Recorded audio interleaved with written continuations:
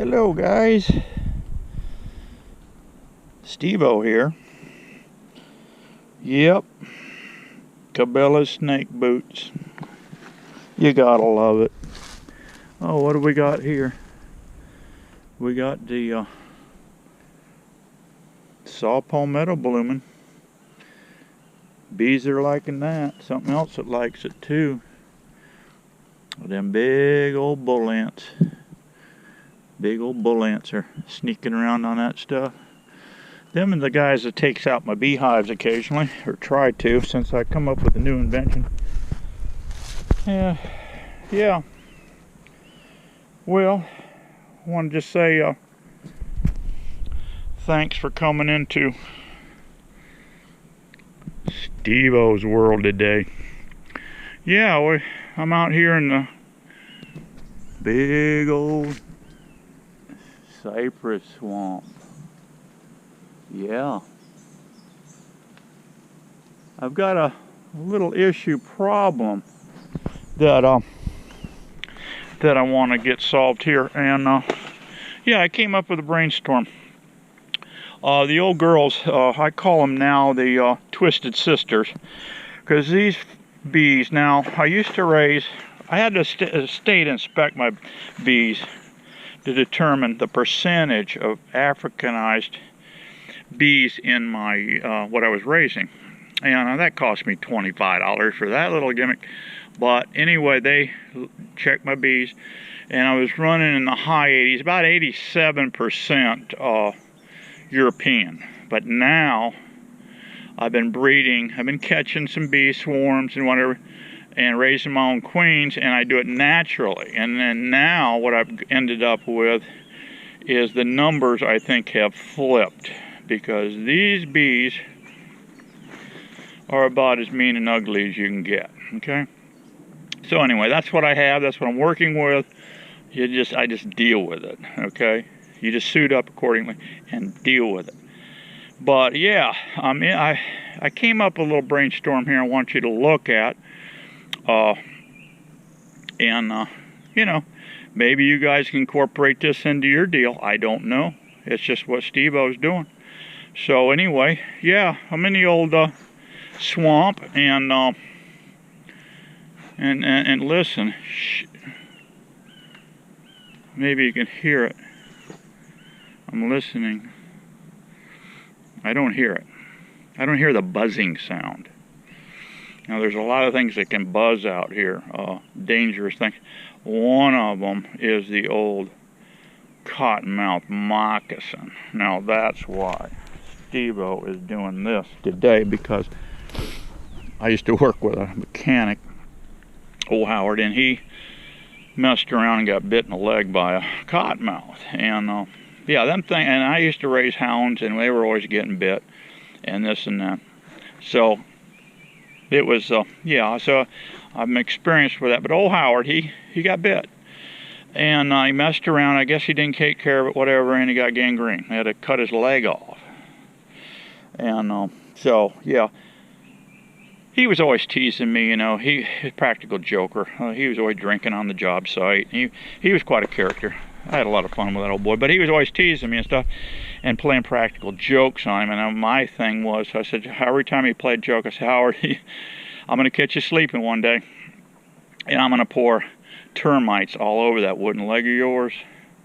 And yeah, and he would laugh and laugh and laugh. He had a big old time with that one. But anyway, yeah, what's buzzing in this swamp, you'll hear it, and you'll hear some screaming sounds in the old swamp too. You hear a lot of weird things out here. You'll hear the old hoot owls and all, and you'll hear a lot of time of screaming. And way back when I was an early kid, I heard that for the first time. I've heard it many times out here, because I'm always out here in the swamps hunting, bow hunting. I did a lot of bow hunting. And anyway, yeah, I heard a screaming sound the first time when I was a kid. Now, you know, most kids, if you heard the sound, you'd probably run the other direction. But what the sound is a cottonmouth sinking its fangs into a bullfrog. Now, they make a different sound than the leopard frogs. When they get hit, they really let out a scream. You think it's a baby crying or something. It'll give you some goosebumps, but I'd sneak up on it, see what, I'm always curious. What are these animals doing? What's going on in the wood?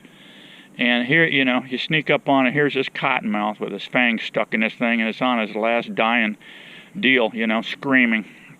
So that's one of the sounds. The other buzzing sound you can hear out here is the yellow jackets. Now, those are dangerous. That's another little trick will kill you out here. We had a guy killed here, I don't know, a couple of years ago, riding his riding mower. The old boy, he was up there in age, couldn't run very fast, I guess. Ran right over a big old nest of yellow jackets, and they got on him. And they had to send the fire department. The wife tried to get him, but they were just beating on her. And that old boy, they said it was over 1,000 hits he took there with that, and killed him dead as a donut. Yeah, so there's a lot of stuff out here. But I think I found a solution to my, the Twisted Sisters, I can't even work in the yard. I'm 50 yards probably from where my boxes are sitting to my boxes that I have, my veggie boxes that I work, and different things. And then of course I've got the fish right there. I have worked those, and the chicken box I work in that. And these Twisted Sisters won't even let me. I got to walk around the yard with a stupid head net on to get my chores done. So I said, no, we're going to retune this situation with these little Twisted Sisters. So follow me down the trail. We're going to go down this trail here. I came through and just did a little clip out. I just, nothing major, just a little trimming here and there. And there's a nice tree there. Okay. This tree here is dead. Lightning hit it. And these are too leaning. They're leaning like crazy. That's not good. Okay. And then this one's leaning too much. But yeah, we're in this big old swamp. And these cypress trees go way up there. Now this will fill with water in the monsoon. When the monsoons come, I call it monsoons, in the late summer, it just gets crazy. Where I'm standing right here, this is a cypress knee. The water will probably get up to close to the top of this thing.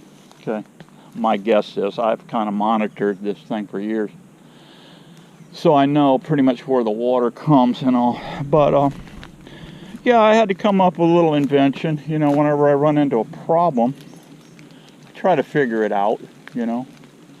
And everything. And there's a nice cypress tree right there that would work fine. But this hardwood right here, this is the contraption I got going on.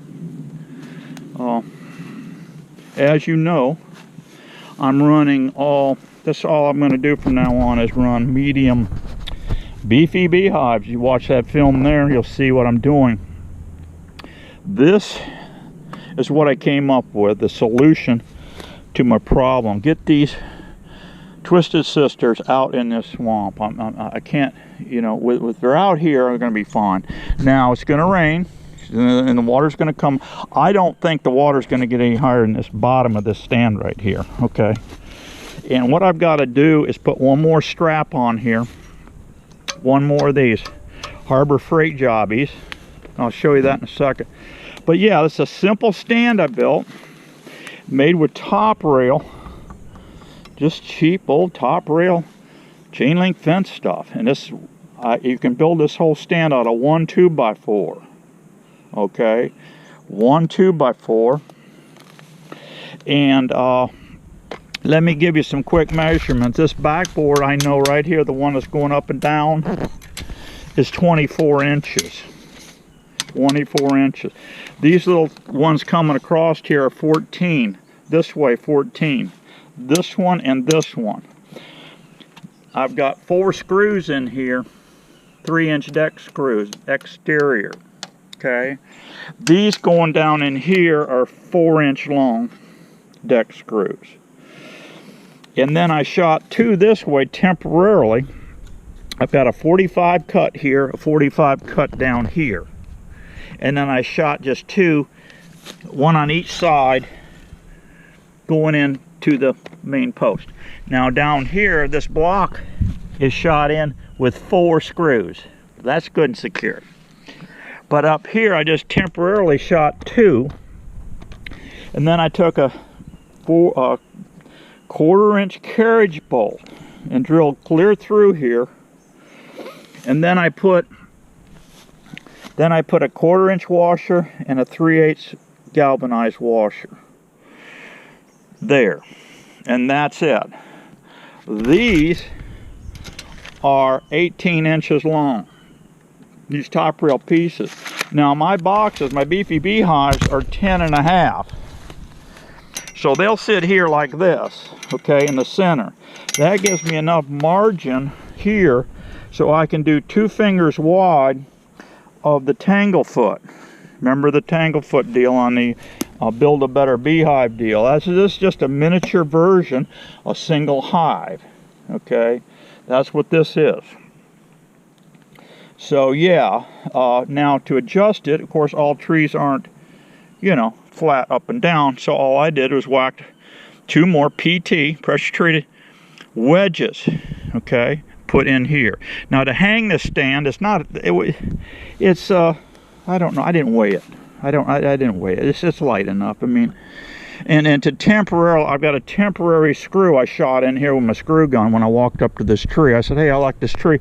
And I just shot it in the height. This may be a little high, but for what I can do down here is cut me a couple logs, 2 logs, probably 2 foot, and I can drop them in here, and then I'll put some little runners to jack me up so I got a platform to stand on to work these bees, because these bees are probably going to be stacked up probably all the way up here. I'm going to say at least 2 feet high by fall, because I've got a Brazilian pepper crop coming in here. I've got quite a bit of Brazilian pepper, and it's an invasive tree, but us beekeepers, we love it, because I can get 100 pounds of honey out of that crop about every year, and it's just about guaranteed crop. I mean, and I like the honey. It's got a good flavor for me.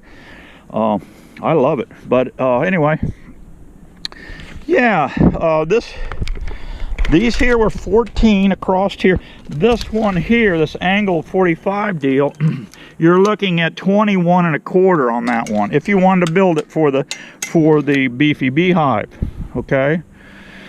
And if you wanted to put a full-size hive on this thing, you could, because you just extend this out a little bit to give you room for your ant, you know, your ant protection here on each side. Put that Tanglefoot on here, because I'll tell you what, if I put a hive on this thing in this swamp is slap full of them bull ants.